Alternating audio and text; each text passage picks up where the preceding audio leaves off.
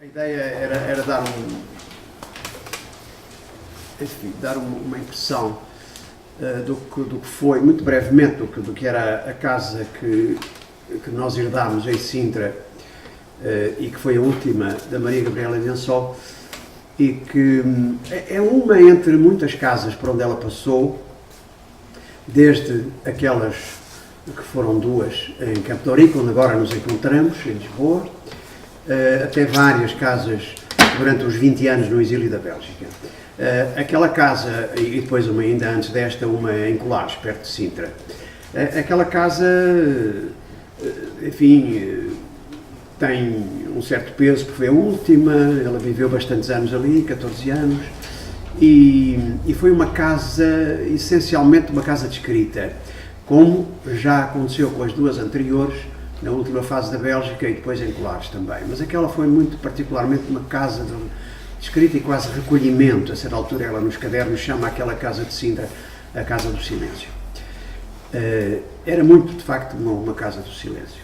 Mas nós hoje estamos aqui para falar, entre outras coisas, também do silêncio, porque a voz, aquele tema que eu há pouco referi e que é o tema em torno do qual se centrarão algumas intervenções no Festival de Silêncio em Lisboa, é um complemento do silêncio e vice-versa, não é? De facto, voz e silêncio não se excluem neste caso, e já veremos um bocadinho melhor porquê. São, de facto, dois conceitos que entram numa relação que não é de oposição, que é mais de complementaridade. Eu faria, em primeiro lugar, algumas considerações ainda um pouco mais gerais em torno da escrita desta autora, que, por seu lado, poderão lançar alguma luz sobre este tema específico da voz. A voz, que é uma voz que fala ou que se ouvimos no texto que ela escreve. E quando eu digo é uma voz, o que se ouve no texto, eu estou já a fazer uma distinção entre uma voz que ali fala e um eu, que é quase sempre aquilo que ouvimos mais nos textos literários, e que ou é um eu que se expõe, ou é um eu que inventa ficções, ou é um eu que se derrama em emoções mais ou menos profundas, em experiências muito subjetivas naquilo que escreve. Ora, isto não se aplica quase nada à obra da Maria Gabriela Lençol. Embora, curiosamente, toda esta obra, talvez mais do que muitas outras, tenha nascido da mais radical experiência biográfica. Isto é uma primeira contradição no modo como ela escreve. Não há nada de mais autobiográfico e não há nada que vá mais contra a autobiografia, enquanto modo de escrita, digamos, e de se expor e revelar, não é? Essa voz é uma voz que aparece em alguns outros autores, naturalmente. Alguns deles fazem parte daquela linhagem que a própria Lençol escolhe como um rol de figuras literárias que de alguma maneira lhe dizem muito. Uma delas é, por exemplo, a de um poeta que ela traduziu, mas que as traduções ainda não foram publicadas, foi a última coisa que ela fez, que é, por exemplo, Mallarmé, o poeta francês, que também naquilo que escreve, e deixa claro isso, não remete para alguém como autor dessa escrita, mas precisamente para uma voz de onde a escrita emana, de onde a escrita nasce. Também outros, como Pessoa, que é uma das grandes figuras da Lençol, não é? Tem aquela célebre frase, não meu, é quando escrevo, etc, etc. Talvez a diferença seja que no caso da Lençol, este não meu é quando escrevo, a escrita vem de algum lugar que eu desconheço. No caso dela, isso não tem implicações transcendentes nem metafísicas. De facto, a escrita vem de um lugar que, por um lado, é indefinido, por outro lado, é muito claro e muito concreto. É o próprio real, é a própria imanência das coisas e da vivência das coisas por um sujeito da escrita, que é o caso dela, não é?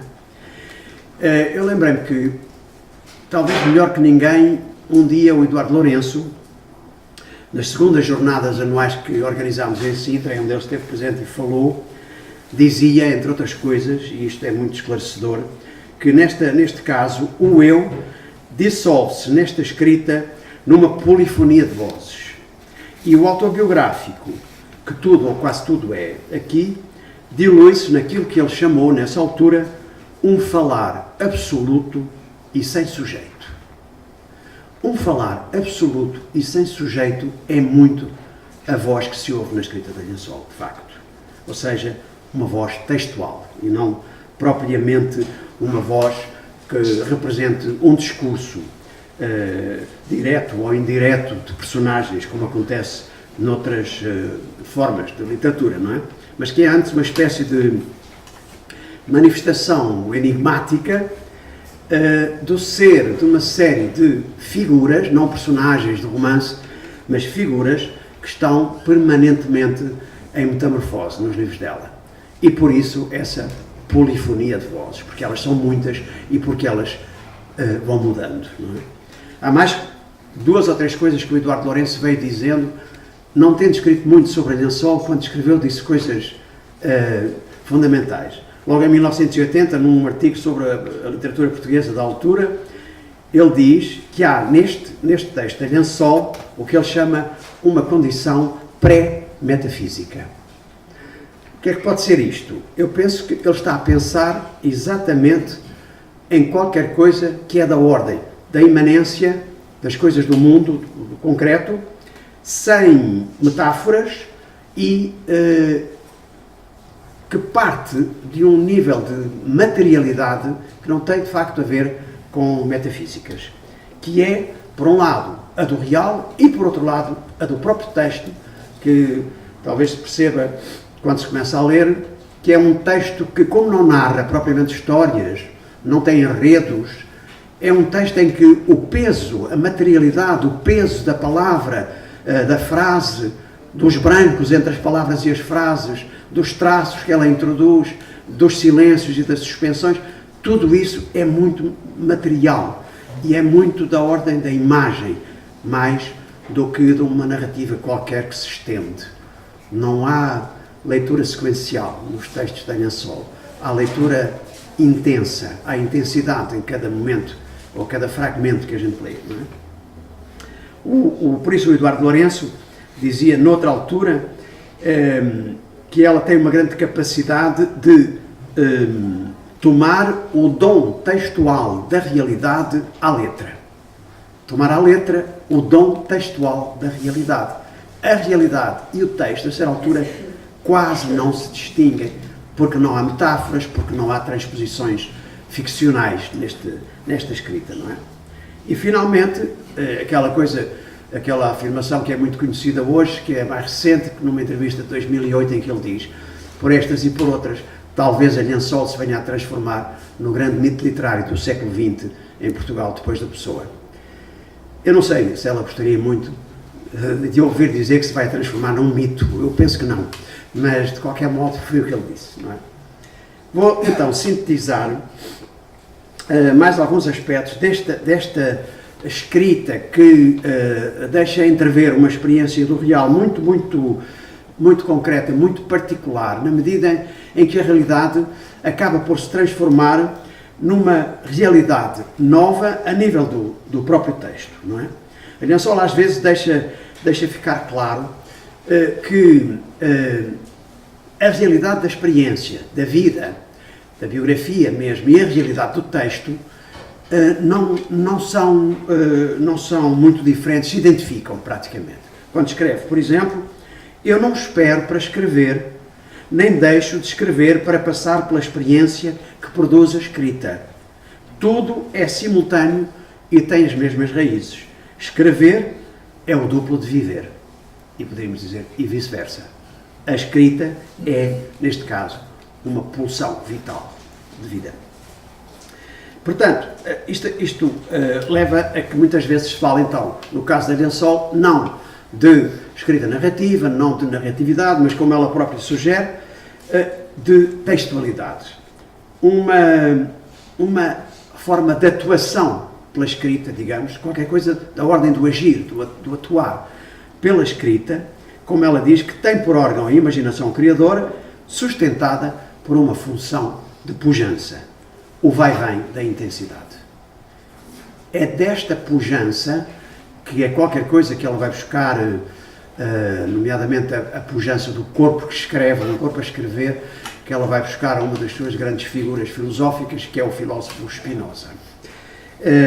Desta pulsão da escrita nasce aquilo que é mais singular deste texto, que, curiosamente, vive ao mesmo tempo de uma grande transparência de linguagem e de um forte efeito de estranheza, e que pede, por isso mesmo, ao leitor novos modos de ler. Nós temos que reaprender, de algum modo, a ler, se quisermos entrar neste mundo da Lençol. Porque há aí, de facto, uma relação muito particular entre aquilo que é visível e o invisível que se esconde no visível, porque há uma certa predisposição ou tendência para aceitar essa tal potência ou pujança do corpo que escreve, porque se recusa-se toda a metafísica em favor de qualquer coisa. Às vezes fala-se de hermetismo, de metafísica, de esoterismo. Não é que essas coisas não possam estar na escrita da Lençol, que é uma escrita universal, global, que assimila muitas outras escritas, não é? Ao longo dos tempos, e que as vai buscar aos mais diversos tempos, não é? Mas o que predomina é, de facto, uma espécie, não sendo ela uma escritora realista, que eu já, a certa altura, chamava um hiperrealismo da matéria do mundo e depois da matéria da linguagem, das palavras, não é? Que é, de facto, animado por uma espécie de energia vital de onde nasce a escrita, não é? Em termos da voz, voltando ao tema que escolhemos, eu diria que, como há pouco sugeria, que implícito na voz está necessariamente o silêncio. E isto percebe-se quando se lê este texto. O texto da Lençol é construído assim como uma partitura musical. É uma partitura feita de palavras com um peso muito próprio, feita de ritmos, feita de vozes, uma voz, por vezes uma voz de fundo, que a escrita deixa ouvir naquele seu mistério aparente, e depois as vozes múltiplas das figuras que passam por esse texto, por essa escrita. É uma partitura que é feita também de muitas pausas, de muitos brancos, de muitos traços na própria página. Isto, talvez mais do que eu possa dizer sobre isto, vai ser audível, também podia dizer audiovisível, quase, naquilo que a gente vai ler a seguir, ou ouvir ler a seguir. Eu relacionava apenas a voz com dois tópicos que são muito importantes nesta escrita da Maria Gabriela Lençol. Um deles é o da relação da voz com uma origem. A voz vem de algum lugar, de facto, naquele texto.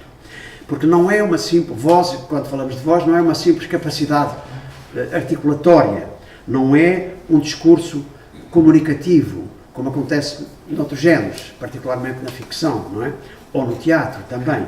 Não é isso. A voz, esta voz que vem de uma origem, é aquilo que ela chama o brumor do mundo. Um rumor que é um brumor, porque vem envolto em brumas.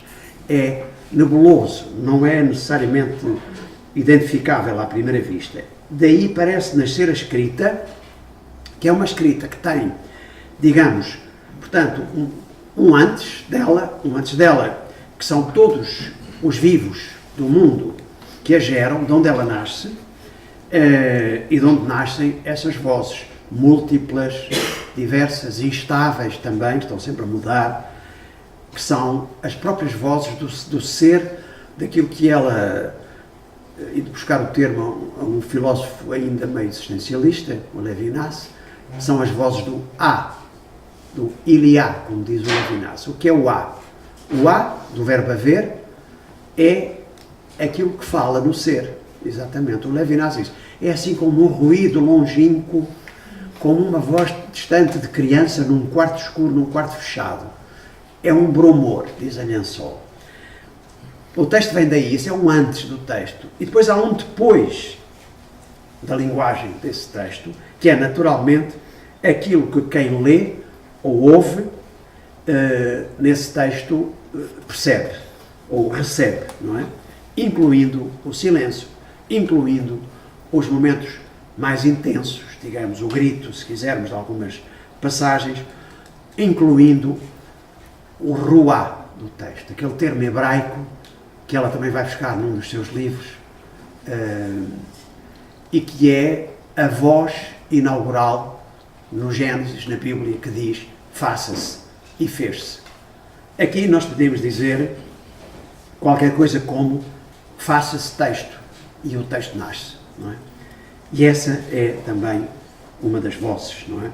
E isto é um pouco a sensação que temos hoje também, às vezes, ao ler os cadernos de escrita da Lençol, em que ela escreve de uma maneira mais imediata e mais espontânea, não é? Há ali um ruá, uma voz original que diz escreva-se e escreve-se e o texto nasce. E, portanto, ler, deste ponto de vista do depois, quem recebe, é qualquer coisa como ler não apenas uma narrativa, mas ler sinais, ler vozes. Também, como diz um outro filósofo, Walter Benjamin, ler aquilo que não foi escrito. Mas neste caso é ler aquilo que foi escrito e aquilo que não foi escrito. Lençol era uma grande leitora, leu muito daquilo que foi escrito, desde os antigos, passando por muitas figuras medievais e de todos os séculos até ao nosso século XX, e por outro lado tinha uma grande capacidade, de facto, de ouvir as vozes do mundo, de ler os sinais, o que ela chamava a signografia do há, do ser, do mundo. Uma espécie de lado físico de que depois gera o discurso, não é? A linguagem. Segundo tópico, a voz e a figura, de que eu já falei. A figura é importante na Lençol, o que ela chama figura, porque nos permite perceber que estamos diante de uma escrita que, ainda que narrando, porque muitas vezes narra e estamos sempre a contar histórias uns aos outros, como ela diz, é uma escrita que não vive de personagens como as conhecemos, mas que cria figuras. Ou seja, deixa para trás o perfil psicológico, os conflitos, os aspectos biográficos de vida e de morte e cria configurações que nós vamos encontrando nos textos dela, que tanto podem ser de figuras históricas, como figuras do cotidiano, como seres não humanos, plantas ou animais, ou até mesmo inertes. Todo este complexo, digamos, de figuras levam, portanto, a que o eu que escreve se retire de algum modo e dê todo o espaço a essa série de figuras, e o biográfico, portanto, apaga-se o biográfico quer de quem escreve, quer das personagens que no romance nós encontramos e que têm quase sempre uma biografia. Tudo isso desaparece numa escrita que vive essencialmente de gestos, de tons particulares da linguagem, e que depois é capaz de nos remeter para determinados traços humanos universais e não para uma figura de uma história particular qualquer. E assim, cada uma destas figuras que ela cria e que vai buscar à história ou que vai buscar ao mundo cotidiano tem ou ganha uma voz própria no texto, e que pode ser a voz da bondade, da rebeldia, da misericórdia, da generosidade, do encontro, da justiça, do dom. Tudo isso aparece por lá e cada uma se caracteriza melhor por uma destas vozes, digamos, não é? Ou seja, isto permite que essas figuras ganhem um sentido de universalidade que nós geralmente não encontramos nas personagens das histórias que lemos, não é? Bom, e quando passamos para o plano da leitura, aí naturalmente que aquilo que normalmente conhecemos como o leitor terá de mudar também de estatuto e de condição. E por isso a Lençol inventa um outro termo para o leitor, que é o de legente. Não o de leitor, mas o de legente. Legente é uma forma ativa do verbo ler, em latim já. É a forma que implicitamente diz que quem lê atua sobre aquilo que lê, acrescenta alguma coisa ao texto que lê. Não é? Esse é o legente da Lençol e não o simples leitor. Ao acrescentar, digamos, alguma coisa, a sua voz à voz ou às vozes do texto, isso é qualquer coisa que nós reconhecemos como o que ela chama, no plano da leitura, o sexo de ler. Ao ler, nós estamos a introduzir também uma energia muito particular nossa naquilo que lemos. Não é? Concluindo, olhando para o mundo de hoje, nós constatamos que vivemos muito mais imersos em narrativas do que propriamente em textos como este da Lençol. Formas de escrita que muitas vezes tendem a reduzir ou a fechar aquilo que por natureza é aberto, o próprio mundo, não é? O próprio ser. E, portanto, fechando os sentidos do real. Mas, por outro lado, aparecem estas e outras, naturalmente, que azar, que abrem, digamos, infinitamente para horizontes muito mais amplos e que nos dizem, como diz a Lençol, que ler é nunca chegar ao fim de um livro. De um lado temos aquilo que ela chama o mundo. Do outro lado temos uma outra esfera, aquela logo no princípio irá chamar a restante vida. Há o mundo e há a restante vida. Quando se lê a Lençol, corremos o risco de passar por este plano da restante vida e deixar o outro, não é? Porquê? Porque a força da atração para quem consegue entrar no texto é muito grande, porque o texto nos permite ver que o mundo afinal não é uma mera superfície unívoca e simples, mas que existe sempre em dobra, como ela sugere, que é preciso, por isso mesmo, e isso aprende-se neste texto, cultivar a atenção. A atenção, há um filósofo antigo, enfim, não tão antigo, já da Idade Moderna, que dizia que a atenção é uma oração natural da alma. E a atenção hoje é muito pouco cultivada, como sabemos, não é? Corre-se demais e para-se pouco para dar atenção ao mundo e às coisas. A Lençol funciona exatamente pelo sentido inverso, não é? É preciso dar atenção a esses núcleos de intensidade que chamam por nós, não é? Por outro lado, o texto dela funciona muito mais do que sequencialmente, por narrativas, por ramificação, por amplificação dos sentidos, por trazer coisas imprevisíveis, constelações de imagens que parecem seguir uma espécie da lei da interação dos átomos, por exemplo, ou da própria natureza, que é qualquer coisa sem porquê. Como a Rosa, de um célebre místico do século XVII, que dizia: a Rosa é sem porquê. Ou a Gertrude Stein, do século XX, a americana, que pega nisso e diz: a rose is a rose is a rose. E mais nada. Bom, é um pouco por aqui, portanto, que funciona este texto, que nos obriga a mudar de paisagem, não é? Funciona por sobreimpressão, como ela diz, portanto, sobrepondo coisas, tempos, etc.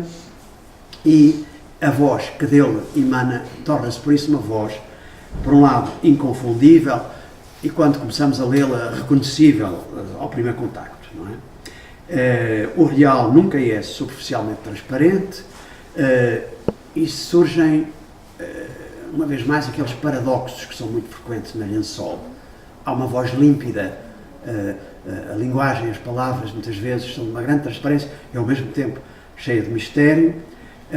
Não se procura fixar sentidos, que depois não podemos sair deles, por isso ela diz, tem aquela frase no final de um dos livros, que procurar fixar os sentidos é cair na impostura da língua, mas abre-se uma série de hipóteses ou de possibilidades à significação das coisas, que é um bocadinho diferente do sentido, não é? Segundo um princípio que é o princípio do possível, o princípio do improvável e o princípio do diverso, digamos. Entramos, portanto, numa série de contramundos, onde não há hierarquias, mas também não há utopias propriamente, porque tudo se passa a um nível muito raso da materialidade das coisas e do mundo, não é? E um mundo onde impera, digamos, a vibração do desejo. O desejo é qualquer coisa muito importante no Spinoza, no filósofo que interessou sempre a Sol, e nela também. E esse desejo é qualquer coisa, é aquilo que nos traz a certeza, como vamos ouvir ler num dos fragmentos, de que um dia haveremos de chegar a um mais saber, como ela diz, um mais saber que há de subir à voz. E é mais ou menos isto o que eu tinha para dizer.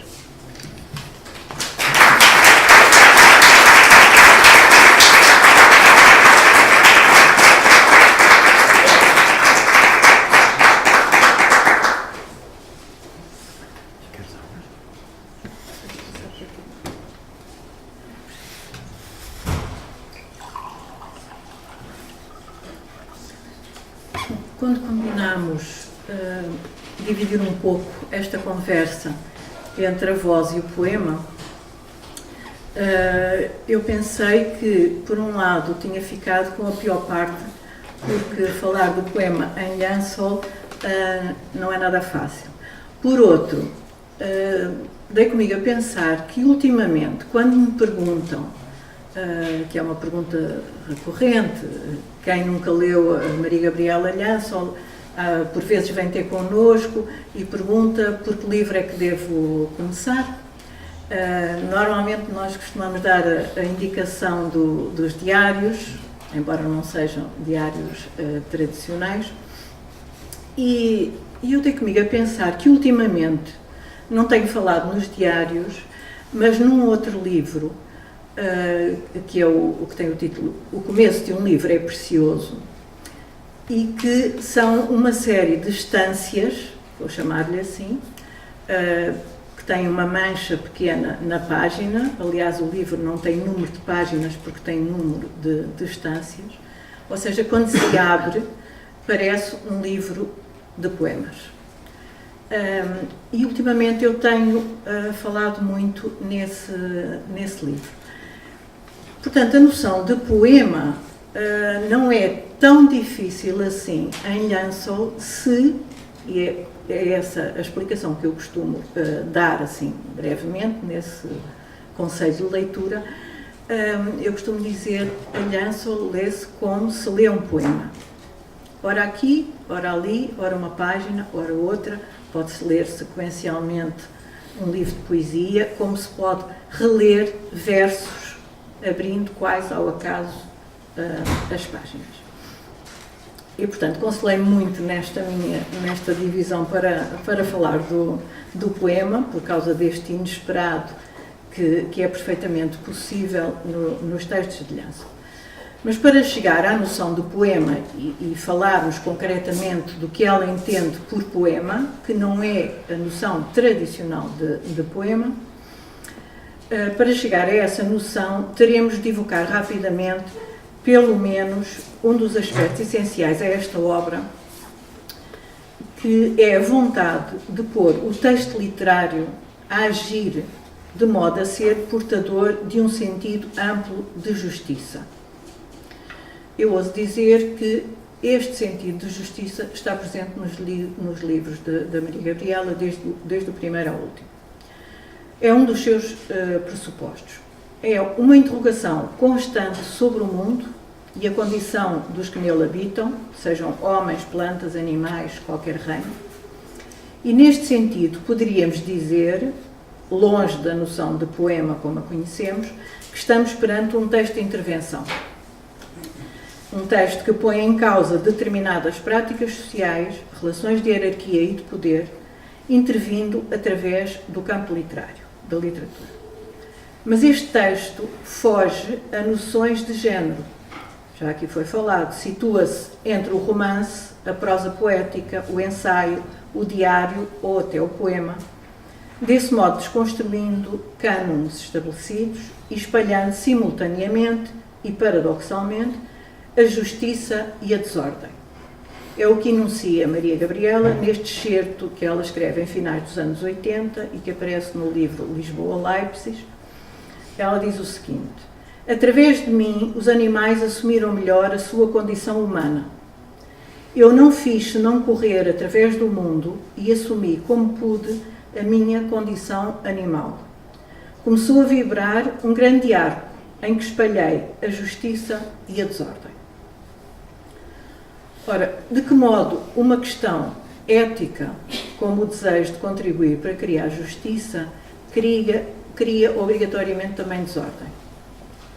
Se falamos de texto literário, é fácil perceber que a desordem surge através da desconstrução da ordem narrativa.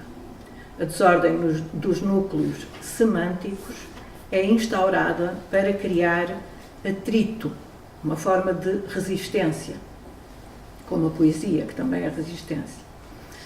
Criar atrito na linearidade de lugares comuns, nos hábitos que a narrativa utiliza para servir os interesses de um só sentido.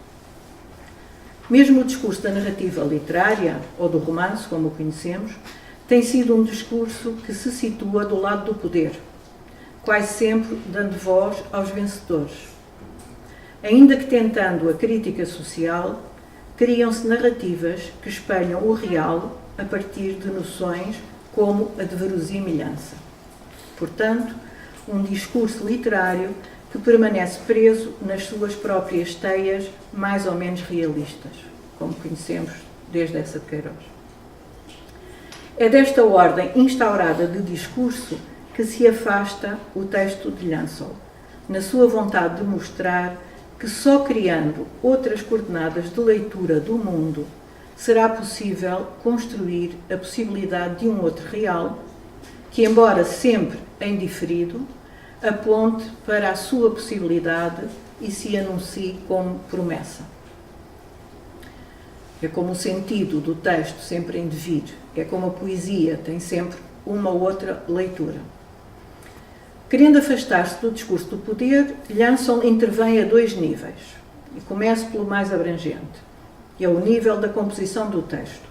Fugindo da narrativa sequencial, o que podemos ler são constelações de sentido, núcleos de intensidade, cenas, fragmentos que fazem sentido quando aproximados de outros, como ela diz, que já lhe correspondem em silêncio, às vezes 10 páginas à frente, e, portanto, que o leitor lerá de forma constelar. Difícil? Talvez. Fascinante? Sem dúvida. E este aspecto é já importante para a noção de poema, porque nós estamos habituados a fazer isto com a poesia. Parece que a poesia nos legitima a seguir este caminho. Mas passemos ao segundo nível de intervenção, o nível da linguagem verbal. Este texto propõe, tanto quanto possível, para não cair e não cai em experimentalismos, propõe um uso diferente do signo linguístico. Procurando uma língua capaz de fugir à impostura do hábito, isto é, ao hábito que o signo linguístico traz consigo de servir um significado pré-estabelecido, que está no dicionário, este texto procura recuperar a relação ancestral entre a palavra e o que ela enuncia, aproximando-se de uma voz primordial, que era a do nome e não a do signo. A arbitrariedade do signo, paradoxalmente, acaba por reduzir a sua possibilidade de expansão, enquanto a deslocação do signo para o nome amplifica o sentido. A raiz desta desconstrução está, pois, na escolha da palavra que esteja mais perto da ancestralidade do nome, do seu conteúdo de verdade, como também diz Walter Benjamin.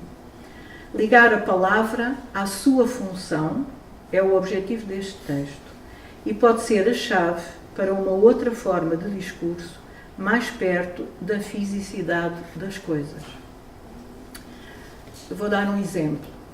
Em Liançol está presente o desejo de criar figuras que pertencem àquilo que ela chama uma geração sem nome, ou cujo nome seja o enunciado do seu próprio fazer. Como no livro, é um dos exemplos, no livro Amigo e Amiga, o nome da mulher, que por vezes é dita como a mulher, a certa altura é chamada de Esther, com minúscula e com E final. Esther, que tendo o significado da unidade de volume de madeira, mostra também a solidez da mulher, que no livro tem esse nome, que se desloca, como se diz no livro, se desloca no seu metro cúbico de lenha e que deseja pôr a arder a sua capacidade de fulgor, ou seja, não precisa de nome próprio com maiúscula. O fogo que há de acender a sua madeira arde. São aspectos como os enunciados atrás, há imensas figuras nos livros da Maria Gabriela que vão por este caminho, e se não vão expressamente, acabam por ir. São aspectos como os enunciados atrás, quanto à escolha da palavra ou à organização textual, os dois aspectos que foquei, que se afastam dos pressupostos da prosa narrativa e se aproximam da noção de poema. O que, aliás, é preciso não esquecer, não é novo só no caso da Maria Gabriela, radica em formas de leitura do mundo enunciadas pelos primeiros românticos alemães da escola de Iena, já em finais do século XVIII. Autores que Lhansel leu, com quem tem afinidades e que estão presentes na sua obra, como é o caso de poetas como Hölderlin ou Novalis, e cujo princípio absoluto era daquilo que eles chamavam o de uma poetização universal, à margem das diferenças entre géneros literários. Cultivavam, por exemplo, a noção de fragmento. Portanto, diferenças entre géneros literários e procurando uma relação íntima entre a física e a filosofia da natureza. Também para Lhansel, no texto que ela nos apresenta, também nesse texto, os poetas são os que estão mais próximos daquilo a que se chama, no caso dela, o sexo da paisagem. Ou, também diz, o terceiro sexo, que é jubiloso e diz fonte única de toda a beleza. É este conceito de belo, associado ao de verdade e de justiça, que definem aquilo que em Lhansel é o ser poético. O que não é o mesmo que dizer poesia enquanto forma. Ser poético é uma postura ética que radica na capacidade de pôr a natureza a falar, o que também significa dar-lhe voz. Ter consciência daquilo que ela diz como do que é ser não humano, ser apenas mais um da paisagem. Dar voz aos que não têm voz e exercitar a capacidade criativa de articular novas constelações na leitura do mundo. A minha voz não me pertence, diz a certa altura no último livro. Para dar voz aos que não a têm, transformar o inerte em vivo e com isso aprender a ver o mundo da outra margem, Lhansel desconstrói, como vimos, a poética dos géneros e da narrativa, colocando-se do lado de uma poetização universal, concluindo que a luta travada ao longo dos séculos pela liberdade de consciência, para não sucumbir e poder alargar a todo o vivo, precisa de ter uma voz escrita. A esse dom que ela chama da troca com o vivo, que é uma língua tocada pela expansão do universo, Lhansel dá o nome de dom poético, que não é simplesmente o dom de escrever poesia, como entendemos vulgarmente. É o que radica nisto que tenho vindo a dizer. Dá-lhe o nome de dom poético, que é uma ética e uma língua sem impostura. E a essa manifestação escrita, ou estética, vai chamar drama-poesia, com hífen, drama-poesia, que se apresenta sob a forma aberta de um poema sem eu. E temos aqui três vértices importantes neste triângulo. Do dom poético, o dom poético, o drama-poesia e o poema sem eu. E passo a tentar concluir a partir daqui. O poema sem eu, que enuncia a voz do texto ou a voz da escrita, parte de uma consciência individual, não abstrata, é individual, mas dessubjetivada. Porquê poema?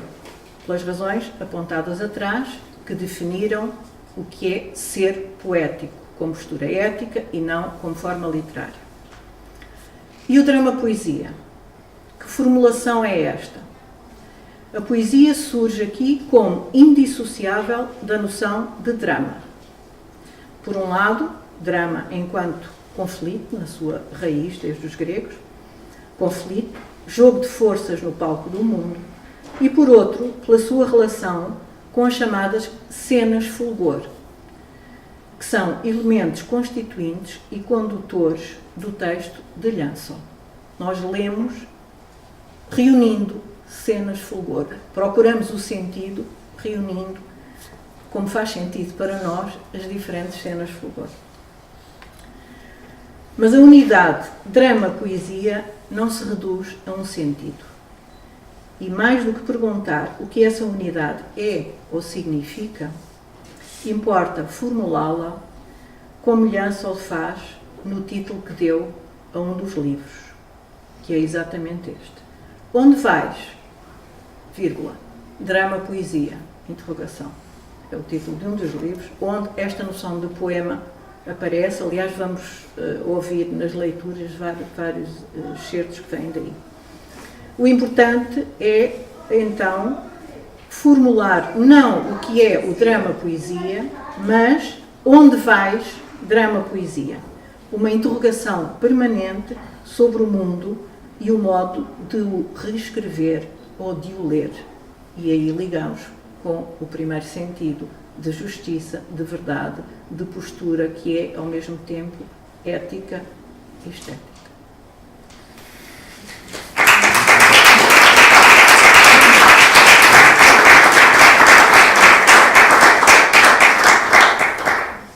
Eu acho que o melhor era, se quiserem conversar um pouco, era ouvir primeiro o texto da Maria Gabriela Lianson pelo Emanuel de Sousa e a Daniela Gonçalves e depois podemos conversar alguma coisa sobre o que ouvimos. A voz alta parece ser o único instrumento capaz de devolver ao texto e dar a quem o ouve o silêncio em que foi feito. Arriscamos o destino nas dobras que apuram o silêncio. Creio que é uma dádiva muito grande que se faz ao texto de um outro. Construir-lhe silêncio à volta.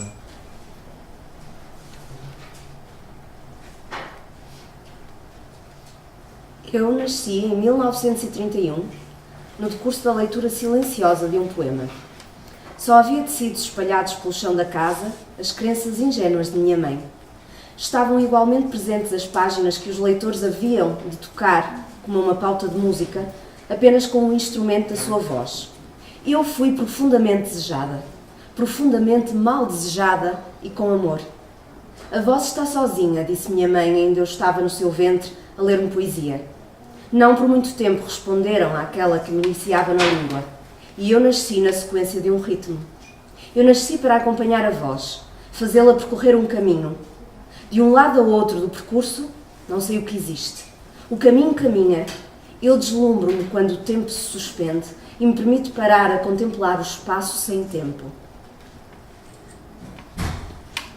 11 de junho de 1972. As palavras leva-as o vento. A palavra é uma escrita do corpo, é uma contabilidade do corpo. Enquanto falamos, o outro levanta voo, porque o meu pensamento foi cortado para deixar falar o outro. Isto acontece realmente. A palavra é a escrita dos meus desejos e dos meus conflitos. Quando falo, corro. A fala não é uma língua. Através dela desoculto o código íntimo do meu corpo àqueles que estão disponíveis e que podem fazê-lo. A fala é um voo e uma violação do pensamento do outro. A palavra é como uma praça comum, para onde dão todas as portas do corpo. Pode, através da articulação, reunir várias sensações. O corpo a corpo obriga-me a falar do corpo a corpo. Saber falar é uma forma de saber escutar, poder libidinal da palavra. A palavra suscita a não palavra. O não dito não é todo o silêncio. É uma forma de silêncio. 11 de outubro de 1995. Aqui, paro na contemplação do que vou fazer a seguir, que já interiorizei. À nossa volta há espalhados vários sons de mudo e de mundo. Abrir a voz fechada à chave é o meu sonho desde criança. Se assim vivêssemos, simplesmente para perguntar: então já juntou as folhas que ontem caíram? Reparou como subitamente, por volta das 4 horas, se soube que a tarde acabava? Sabe de que espécie vegetal é esta noite? Foi um gosto amargo cortar as últimas dálias tombadas pela geada? Viria a ter amor por quem assim fizesse silêncio? Gostaria de recebê-lo aqui. 11 de junho de 1972. A voz é o que falta ao texto. Se queremos encontrar a corporalidade do texto, falemos dele. Falar sobre a palavra é falar de estilhaçamento, e é o estilhaçamento a afirmação e a negação que cria a palavra. Eu ia dizer que, nesta ordem de ler é nunca chegar ao fim de um livro, respeitando-lhe a sequência coercitiva das frases e das páginas. Uma frase, lida destacadamente, aproximada de outra que talvez já lhe correspondesse em silêncio, é uma alma crescendo. 12 de novembro de 1976. Foi melhor do que habitualmente, mas ainda este texto, que devia ser oral, não me parece claro. Vou aprender a usar o aparelho que registra a voz. Primeiro, voz, por descrença, a escrita. Repito várias vezes: texto oral, oralitude, oraltude. Oralitude é um nome torpe e pouco seguro. Não é fácil dar conta das manifestações exteriores de um trabalho íntimo. As atividades práticas do silêncio são o sossego de sair, a alegria de não interceptar as vozes que me falam e o sentimento de ter um movimento idêntico ao de Jade. Também é uma atividade prática do silêncio, a própria descrição do silêncio, por meio do silêncio. Jodonho, 1 de janeiro de 1977. A vida da escrita não tem semelhante. É a vida dos acontecimentos que poderiam vir a relacionar-se. O seu entendimento vai arrastando sempre para além a dobra do véu. E eu vejo que as transparências não existem e que eu própria, no meio da voz, sou o lugar da alma. 28 de maio de 1994. Eu tinha um sentimento muito agudo de não estar falando, mas estar compreendendo. E essa compreensão era abrangente, incluía tudo o que se encontrava na casa e rodeando a casa. A chave era simples, era o silêncio e os lugares, as ideias. Os sentimentos mudavam, não pelo impulso das palavras, mas pela graça da palavra, que era um dom azul. Pensei então fazer corresponder a esta estranha e original peregrinação um livro, a que chamaria O Livro do Silêncio e dos Afetos. Para ele traria o simples infinitamente grande. Quem puder compreender esta linguagem, que compreenda, se não fica à espera do novo dia, como eu já estive à espera, e hei de voltar a esperar, porque nesta casa o silêncio faz com que o dia de hoje seja sempre diferente do dia amanhã. O silêncio tornou-se, pois, um lugar aqui. É um substantivo que pronuncio com uma doçura magnífica, mas o silêncio não tem lugar nem casa. É o espaço profundamente aberto no tempo onde um dia se operou a troca entre Bach e o ouvido, em aguda expectância. Música disse: dou-te o silêncio, tu dás-me Bach. 29 de agosto de 1978. Habituei-me a seguir os meus impulsos, que são como vozes. Assim evoluo. As possibilidades de conhecimento não devem ser desaproveitadas, e mais do que os livros, eu leio os sinais da minha vida, que é simples, e que eu desejo com profunda consciência. A voz é grande, a voz humana é grande. Estava a dizer a rapariga que temia a impostura da língua à galinha que não sabia falar. A voz humana é pequena, não tem nada de grande. Respondia ela ao olhar mudo da galinha, 2 pontos no lugar dos olhos. É grande, não é grande, ouviu-se ecoar ainda. Mas a resposta já estava dada. A voz humana não é grande. 26 de novembro de 1979. Se falássemos um pouco, Margarida, disse Ana de Penhalosa numa missiva que lhe dirigiu. Não me seria insuportável, não. Ou antes, o que me seria verdadeiramente insuportável seria que os meus textos não permanecessem, não fossem lidos, comunicados, mesmo com uma voz de origem desconhecida, sobretudo como texto de autor desconhecido. Uma voz cada vez mais leve, mais rápida, mais pobre na maneira de dizer, porque afinal é a língua que renasce em ser humano.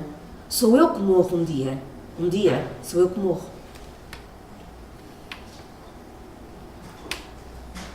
No silêncio presinto que se está a criar a musicalidade de uma outra voz. E haverá um músico capaz de voltar a ser Bach? Ou músico como Bach? Não sei. Ninguém sabia. A única coisa importante era fazer silêncio. Fez silêncio, disse a José, quando aquilo tudo deixou principalmente de falar. O silêncio faz-se, o silêncio fez-se nesta casa. Esta casa é azul, perfeitamente digna do silêncio. Quem nela habita é habitado pelo silêncio. Desta habitação de carne e espíritos humanos fez-se o alvéolo. A casa é apenas uma parte, um fragmento de um alvéolo maior. Anda à procura da exatidão dos seus fragmentos. Só na fragmentação silenciosa eu irei, lentamente, com todos eles para o meu lugar no universo, que é perfeitamente impessoal e vazio, embora receptáculo aberto a toda a comunidade. Para dizer de uma maneira crua, só o escravo pergunta quem é. O homem livre segue quem o chama. Segue, mas não pertence à voz que o chama. A identidade, as mais das vezes, é estritamente inútil e acaba empapelada ou disco magnético de um computador qualquer. As pessoas, na sua maioria, encontraram esse tono ao quererem saber quem são. Ao mesmo tempo, o que é extremamente triste, vivem uma vida inteira sem que ninguém chame por elas. Sabem quem são e não servem para ninguém. Ignoram que são chamadas a ser figura.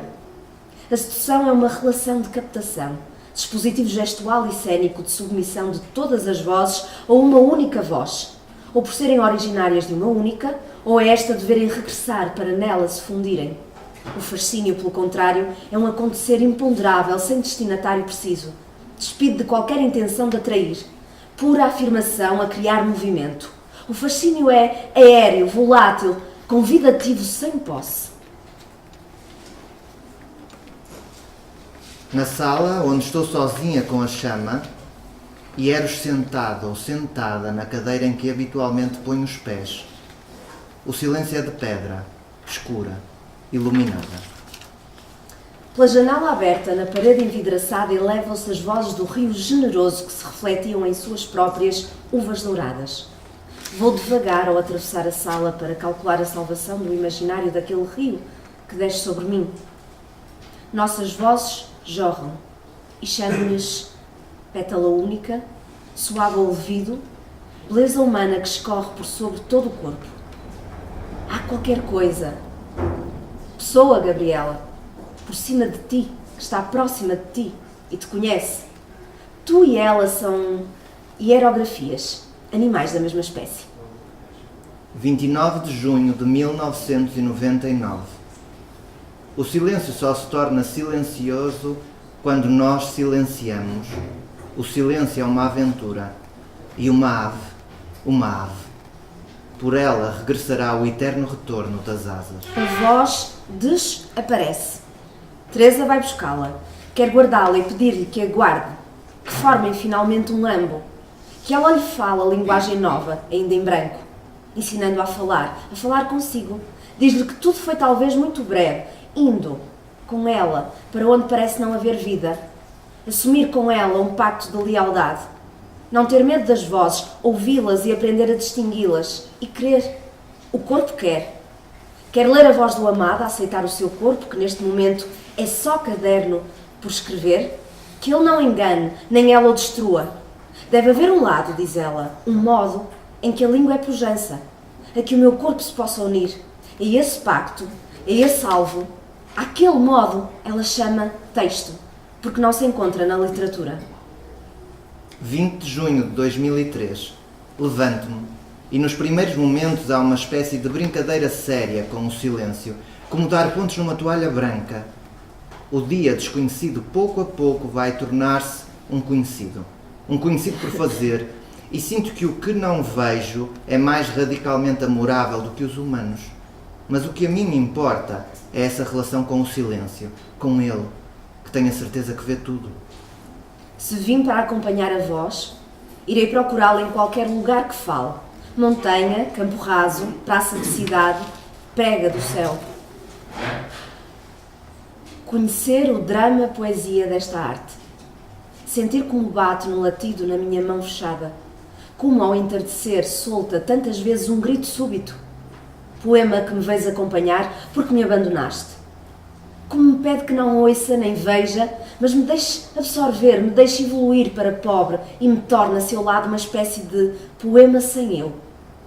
Em silêncio e cega, deixo que me dispa da claridade penetrante, da claridade nova, da claridade sem falha, da claridade densa, da claridade pensada, me torne um fragmento completo e sem resto, para que passem a clorofila e a sombra da árvore. 26 de abril de 2004. Nunca o silêncio foi mais silêncio.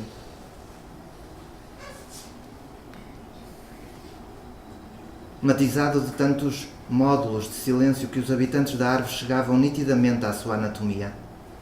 Era uma ressonância que incluía os mínimos restos de qualquer espécie.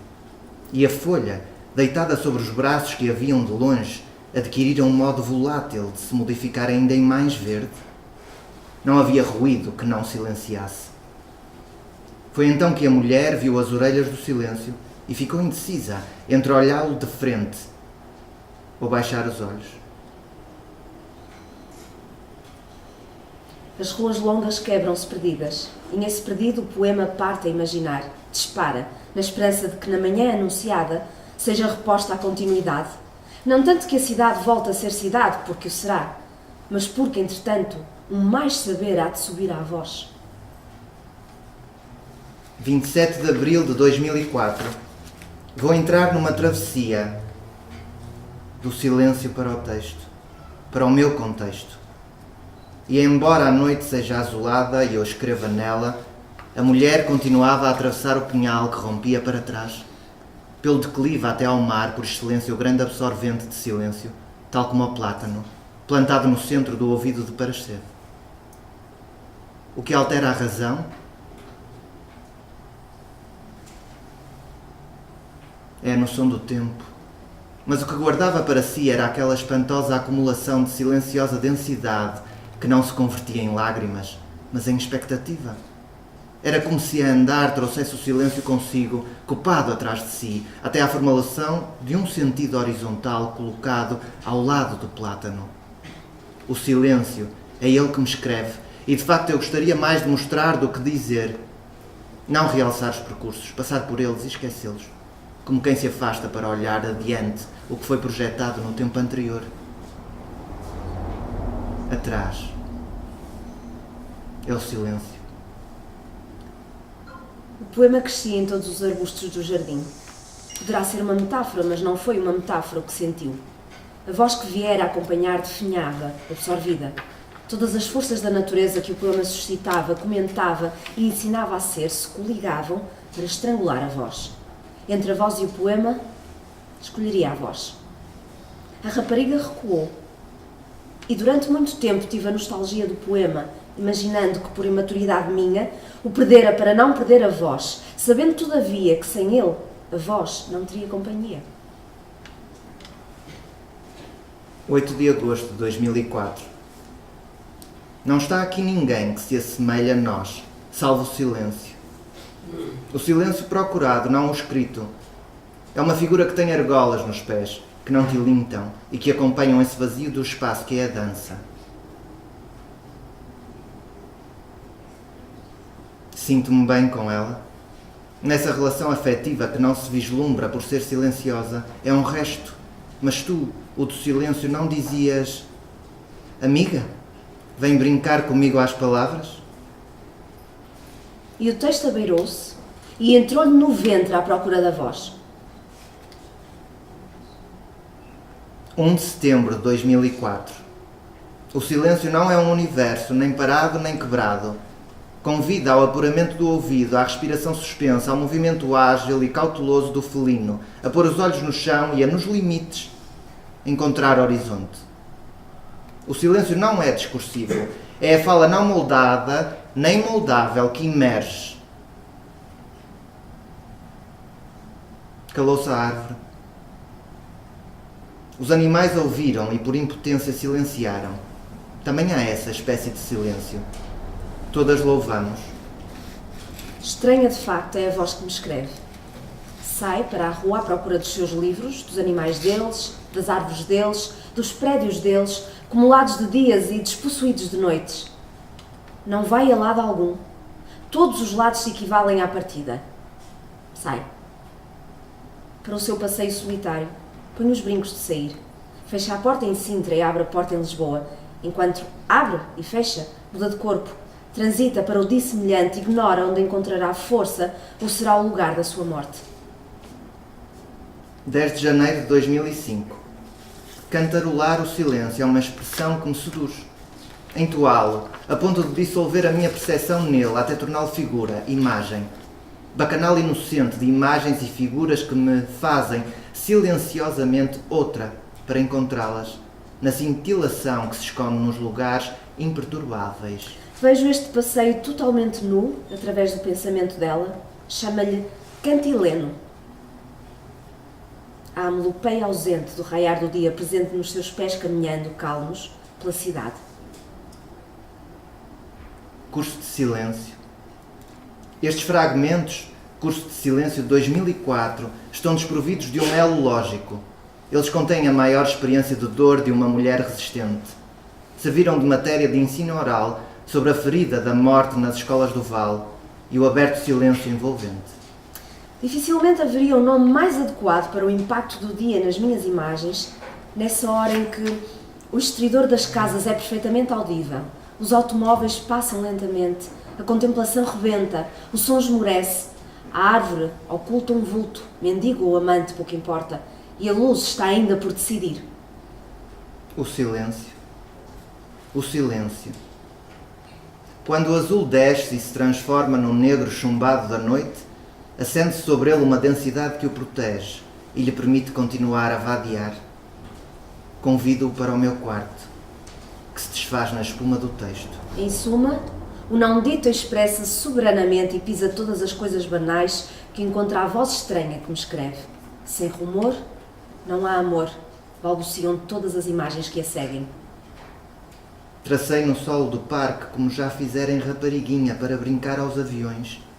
A árvore de silêncio que não era, eu sentia. O reverso da árvore da vida. Compreendeis agora porque a imagem que vai à frente tirou da cama. Eram 5 horas da manhã, a voz estranha que me escreve.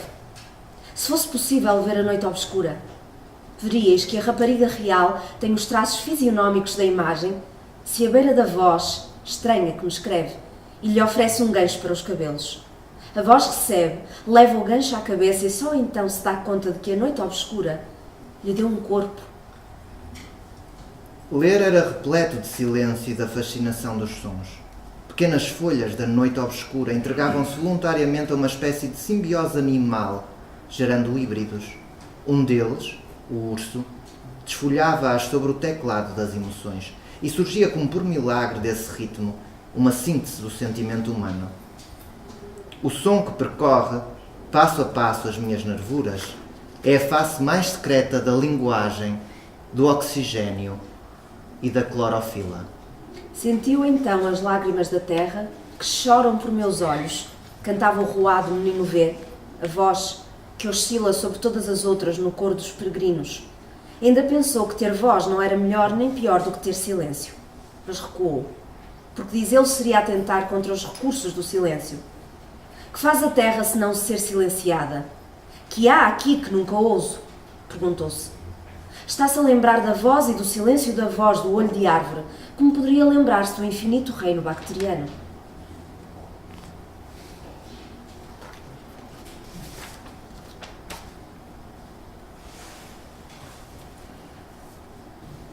É como chegar à porta para aspirar a manhã e concluir que a própria torrente da linguagem é o barqueiro do sentido que corre pelo silêncio das palavras. Quando escrevo, navego entre o meu corpo e o outro, entre uma e outra margem. 30 de dezembro de 2002.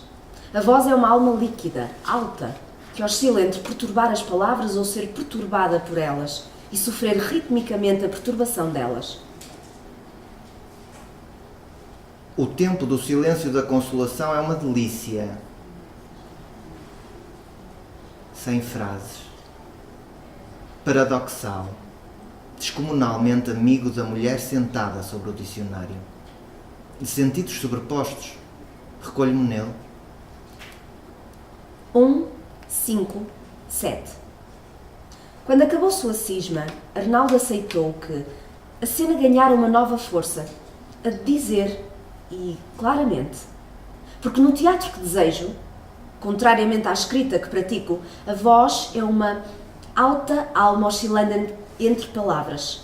Ora as perturba e se escondem por detrás dos gestos, ora se deixam comover e se mostram tais quais, mas não têm palavras.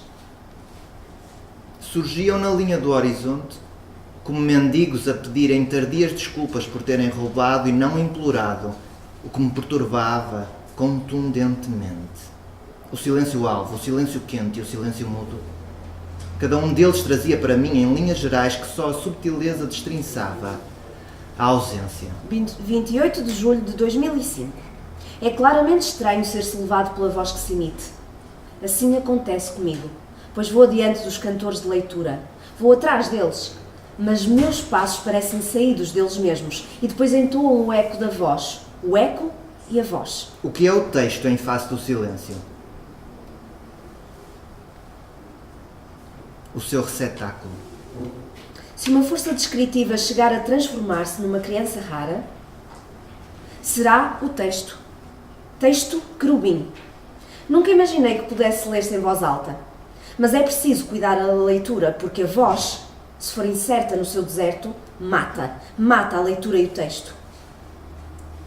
O tom da voz, a não impostura das suas pausas de silêncio. É determinante para o cuidado fraterno a ter com as figuras que estão por detrás de nós, no seu desejo de abrir para si o ler. Jorraram fluidos, impelidos por partículas de silêncio que se moviam com desigual intensidade.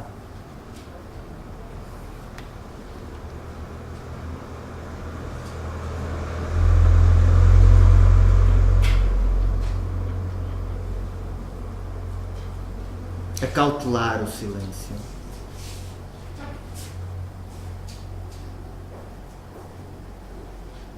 Cumpri-lo efetivamente para que não nos rompa.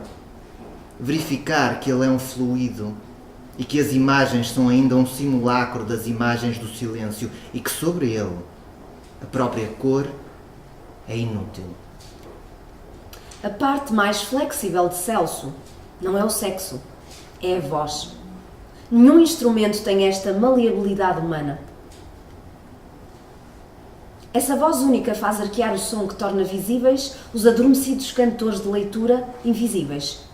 Outubro é o mês em que as rotas dos afetos se iniciam e se orientam para as praias onde cantam as figuras. Figuras, animais, humanos e o restante canto. Os livros também têm a sua natureza e nessa sequoia que dança poderiam vir a encontrar o seu par, o seu legente. Aprender a leitura tem um método, mas não, obedece a um método. Depende da infinita variedade dos livros, ou seja, da corrente que flui e nos mergulha nela, seja qual for o seu suporte. O ecrã, o ar, a cena, tudo me lembra a página. Quando a lembrança dessa página se esbater, uma matéria complexa, sem síntese, virá a perturbar-me os olhos. Recorrerei à voz para acalmar esse silêncio que transparece, mudo. Recorrerei ao canto que selecionará para a emissão de voz tão duros materiais. Amor meu, a invenção constante é uma ave plena, mas eu não sei para que ave me dirijo. O primeiro abre-se no silêncio e os alunos investidos no silêncio olham. O silêncio estende-se, flutua, pois ele é um mestre parado que não se atreve a cortar as linhas à inteligência que se sensibiliza. Se os cantores de leitura me admitirem no interior da sua voz, como a voz com que leem lhes dirá que admitam, eu vacilarei entre ser e não ser da mesma espécie. Preciso de estudar perto e longínquamente sobre mim mesma e a sua perda. A minha vida é arriscada e breve. O fogo do luar libidinal é isto. Onde se faz brotar de novo o silêncio, na sua fase mais periclitante. Na passagem de um fragmento para outro, em que o limite de um admite à iniciação o seguinte, na passagem, uma espécie de morte com ingresso, ou legitimidade para sustentar a energia e redistribuí-la num ininterrupto, sem falha. Ler é constantemente um trabalho de levantar, um acasalamento entre mentes, sementes, entre mentes e sementes, que se põe em determinado sítio da terra de uma e depois no humus de outra, com paixão. 8 de maio de 1974. Está quase a anoitecer. Foi absurdo que um tão grande potencial de energias tivesse que ser destruído para que pudesse sobreviver no mundo cotidiano. Tenho necessidade de 10 anos de silêncio. E assim acabou o dia, serenamente. Um daqueles muitos dias que trazem à memória qualquer lugar e fazem perdurar o silêncio.